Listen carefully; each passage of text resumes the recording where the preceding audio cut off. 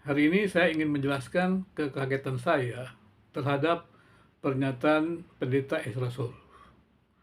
Dalam suatu video di mana ada diskusi yang saya sempat dengar, seorang yang menjadi moderator bertanya kepada Pendeta Ezra Soul, apakah pendeta dan guru teologi yang memegang purisma itu bisa dianggap guru palsu, Pak? Kemudian tanpa menjelaskan apa itu pluralisme atau tanpa bertanya apa itu pluralisme, Pendeta Ezra langsung berkata, ya iya, jelas karena Alkitab mengatakan itu sama guru-guru palsu. Saya juga nggak ngerti. Dia tidak menjelaskan lebih jauh, tapi langsung seperti itu.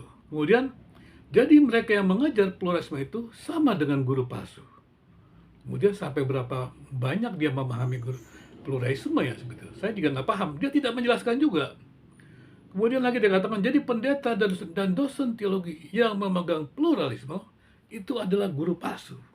Kemudian dia jelaskan juga dia mengajar di sekolah teologi. Saya juga tidak tahu sekolah teologi yang mana ya, model apa begitu ya. Karena kebetulan saya kan cukup tahu ya, karena saya pernah menjadi salah satu ketua penelitian dan pengembangan ya dalam sebuah organisasi perkumpulan dosen dan perguruan tinggi agama Kristen Indonesia. Jadi saya belum terlalu banyak mengenal pendeta Estasuri yang ngajar. Ya memang biasanya sulit kalau kita mengetahui itu karena kan sebenarnya pekerjaan dia pendeta utamanya kan, bukan dosen. Jadi kemudian ketika dia berbicara seperti dosen, seperti teolog akademik, ya saya bingung gitu. Karena landasan tidak ada. Jadi kemudian dia katakan dia seperti guru palsu dan saya tidak mengerti apa yang dia katakan itu. Karena dia tidak menjelaskan apakah dia sudah pernah studi tentang pluralisme. Saya mengatakan ini adalah karena saya sudah studi pluralisme. Saya membuat skripsi pertama itu adalah tentang pluralisme agama ya. Nah pada waktu itu tempat saya mengajar sekolah kuliah itu mengirim saya kepada seminar agama-agama. Di seminar agama-agama yang dilaksanakan PG itu selalu membahas tentang ya dialog agama-agama, perjumpaan agama-agama. Disitulah saya membuat studi tentang pluralisme agama atau skripsi tentang pluralisme agama. Saya juga meneliti sampai ke Satya Wacana pustakaannya sampai ke STT Jakarta. Kemudian jadilah skripsi saya tentang pluralisme agama. Di situ saya mempelajari dari mulai pandangan-pandangan bagaimana keselamatan hanya dalam gereja, Ecclesia Universalis, kemudian juga bagaimana mulai Kristen anonim ya yang terkenal dari Karl Rahner gitu. Yang dulu juga saya sempat baca dari banyak bukunya di Indonesia itu Bana Wiratman atau Romo Bono yang sekarang mungkin sudah tidak Romo lagi. Jadi saya pernah membacanya dan itu dulu cukup terkenal gitu. Dan kemudian juga banyak yang aktif, lanjutnya seperti teman-teman Interpide gitu, kami pelajarinya. Kemudian setelah selesai itu saya juga kuliah di dalam sekolah teologi, yaitu kuliah di sekolah teologi, beberapa sekolah teologi lah ya. Setidaknya saya pernah menikmati 4 sekolah tinggi teologi di program magister sebelum saya mengambil doktor. Dan kemudian saya juga sering diskusi tentang pluralisme. Dan dari segi pandangan filsafat gitu, dari pandangan sejarah itu untuk memahami. Kemudian juga dengan teman-teman dari agama lain, saya mempelajarinya. Dan di situ saya melihat ada banyak pemahaman. Dan kemudian ketika saya menjadi peneliti di pusat kajian reform, ya, kemudian saya belajar dari disertasinya Dr. Benjamin Intan, yaitu tentang Pancasila. Itu adalah dia jelaskan itu ya. Nah, itu menarik sekali ya tentang penerapannya agama publik gitu ya, menjelaskan agama publik. Di situ dijelaskan juga tentang pluralisme juga yang sebenarnya. Kalau dia bahas juga tentang pluralisme. Jadi di pusat kajian reform itu menerima pluralisme agama. Kita tidak sesat, Pak Pendeta Ezra. Jadi kalau Pendeta Ezra mengatakan kita ini dosen sesat, ya, kemudian guru sesat, ya berarti teman saya yang buat disertasi di pusat kajian reform juga sesat. Nah, saya khawatir juga nanti bahaya-bahaya juga nih. Pak Ezra hantam semua. Saya sih bukan saya mengadu doang, enggak lah. Karena saya tahu Pak Ezra ini bukan dosen lah. Pemahamannya juga pasti ya sangat minimal lah, maafkan saya. Ya khotbah lah apa yang Bapak bisa gitu loh. Jangan khotbah yang Bapak tidak bisa. Terus jangan buat tanya jawab yang Bapak tidak bisa begitu loh. Bapak menghantam semuanya. Juga nanti saya akan coba mengupas bagaimana Bapak menghantam mengenai Erastus Sabdono. Kenapa terjadi itu ya. Jadi saya bilang ya kupas aja sesuatu yang Bapak bisa begitu. Karena dari segi penggaliannya saya sudah tahu. Gimana Bapak bisa menggali seperti itu gitu loh. Harusnya kan Bapak menggali dulu, menjabarkan dulu. Kalau kita mau buat sebuah kajian, Pak, Bapak kajian dulu, gambarkan dulu apa itu pluralisme, pandangan bagaimana. Jadi waktu saya lihat Tomo Patris, dia mengatakan pluralisme yang sesat itu adalah pluralisme indifferentisme. Nah itu saya masih terima ya. Indifferentisme itu ada yang menyamakan agama-agama, kemudian disebut relativisme. Tapi kan tidak semua orang terima itu. Teman-teman dari Protestan ya, banyak kan terima adalah non-indifferentisme. Artinya adalah pluralisme yang tidak menyamakan agama-agama. Bapak mesti bedakan multikulturalisme dan pluralisme. Kalau multikulturalisme memang dia akan menimbulkan budaya baru, tapi kalau pluralisme tidak akan menimbulkan agama baru. Nah itu yang dikatakan sesat, itu salah. Bacanya mungkin kurang lengkap dari Pak Esra Soro kali ya.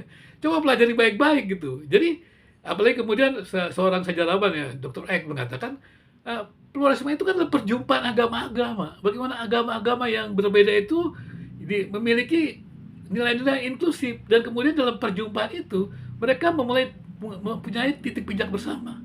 Bapak nggak bisa di Indonesia, nggak bisa di negara Pancasila kalau tidak menerima pluralisme, karena Pancasila itu pluralisme.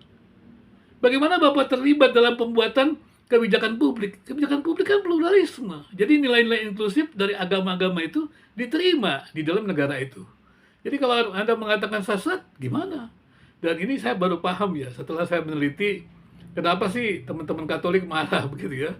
Karena Pak Esra ini kan semuanya bilang sesat ya. Mungkin dia pikir dia masih ingat agama negara kali. Jadi konflik masa lalu Protestan dengan Katolik ini rupanya ya terbawa-bawa. Maka itu sebaiknya sih memang belajar dari teolog akademik gitu. Jangan jadi pendeta langsung tidak mau dengarkan teolog akademik. Dengarkanlah teolog akademik. Kita kan yang meneliti, kita belajar, kita mengembangkan. Jadi kalau bapak-bapak di gereja mungkin, bukan saya menyangka pendeta, kan nggak punya waktu seperti kita ini kan, meneliti, memperdalam, kemudian membagikan kepada gereja-gereja, itu namanya pengabdian masyarakat, Pak. Ya seperti itu ya. Jadi betapa kaget saya tiba-tiba dosen dikatakan pegang pluralisme itu sesat. Kemudian alasannya cuma satu, di Alkitab ada guru-guru palsu. Apa betul pluralisme itu adalah guru-guru palsu? Cobalah buat dulu karya ilmiah tentang pluralisme, begitu ya. Kalau dari Reform kan sudah ada disertasinya ya, tentang Pancasila, penerapannya sebagai agama publik. Ya, itu di situ dijelaskan juga Pak tentang pluralisme indifferentisme dan pluralisme non-indifferentisme. Jadi Bapak mau yang mana yang Bapak sebut sesat itu? Tapi hati-hati juga Pak, belajar baik-baik. Saya sudah banyak melihat terutama kalangan-kalangan tertentu yang bukan dari ecumenical tuh langsung aja sesat. Dan memang saya tahu lah, ketika mereka membaca itu kan di kepala mereka sudah ada sesat. Jadi mendengar kata pluralisme, tidak dijelaskan apa pluralisme, langsung aja dikatakan sesat. Jadi saya berharap ya Pendeta Esra Soro ya sebaiknya sih jangan cepat-cepat mengatakan dosen yang pegang pluralisme itu sesat. Jangan lupa loh, kita ini dosen Kementerian Agama, Pak. Dosen Kementerian Agama itu adalah mendorong pluralisme agama. Jadi kalau kita melihat berarti di negara ini diterima loh pluralisme agama. Jadi kalau Bapak tanya kepada agama-agama yang ada, tanya kepada mereka, apakah jalan keselamatannya sama?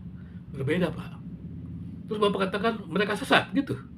Nggak boleh ada di Indonesia, hati-hati loh. Itu kan berarti Anda meminggirkan agama lain. Tidak. Jelas memang berbeda. Kan tadi ada yang berbeda, ada yang ya sama. Maksudnya similarity and diversity-nya itu nyata di Pancasila. Jadi kalau Bapak pegang doktrin-doktrin yang dogma khusus, silakan. Tapi memang harus hati-hati, Pak. Karena itulah Katolik mengingatkan Protestan. Kalau Katolik kan membuat dogmanya itu sangat selektif, sangat bagus, sehingga mereka menghasilkan pengajaran yang kurang tidak bertanggung jawab. Nah kalau di Protestan ini kan karena kemerdekaannya walaupun saya katakan Protestan itu indah ya, tapi ya kadang-kadang kita mesti hati-hati juga. Kalau tidak tahu ya jangan membuat sesuatu. Artinya kalau kita bukan pakar di situ ya kita tidak usah bicara di situ. Undang aja banyak pakar-pakar Protestan yang lain, Pak, pendeta-pendeta yang lain, supaya jangan katakan terus pluralisme, relativisme. Kadang-kadang mungkin jangan-jangan mereka nggak tahu relativisme itu apa. Nah seperti itu. Jadi sekali lagi untuk Pendeta Esra Soro, saya kaget waktu Anda mengatakan menjawab pertanyaan bahwa semua yang terima pluralisme adalah sesat. Jadi ya saya khawatir juga nanti kalau mungkin kebetulan saja orang lain tidak mau menjawab karena dia pikir ya bukan teolog akademik lah. Bapak mungkin sedang mengajarkan untuk jemaat Bapak kali ya. Ya kita mau bilang apa? Namanya kan pendeta bertanggung jawab untuk rumah tangganya. Kami sih bukan begitu. Tapi karena di sini Bapak menyebut guru-guru teologi akademik, ya saya mesti jelaskan. Ya, silakan Pak belajar baik-baik ya tentang pluralisme. Banyak buku-bukunya Pak ya.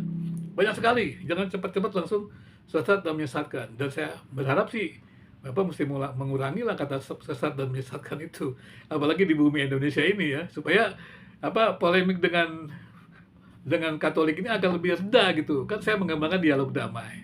Kan saya juga sudah mengembangkan bagaimana dialog dengan Habib Jafar itu sejuk ketika dengan Pendeta Tommy. Jadi marilah kita coba mengisi YouTube ini dengan ajaran-ajaran yang mendidik masyarakat, mendidik jemaat, sehingga Indonesia ini menjadi kuat dalam keragaman agama-agama. Terima kasih, selamat terus berkarya Pendeta Ezra Soruh ya, dan beritalah, berkhotbahlah bidang yang Anda kuasai. Yang Anda tidak kuasai, undang saja Pak yang lain. Ada banyak pakar-pakar teologi Protestan. Terima kasih.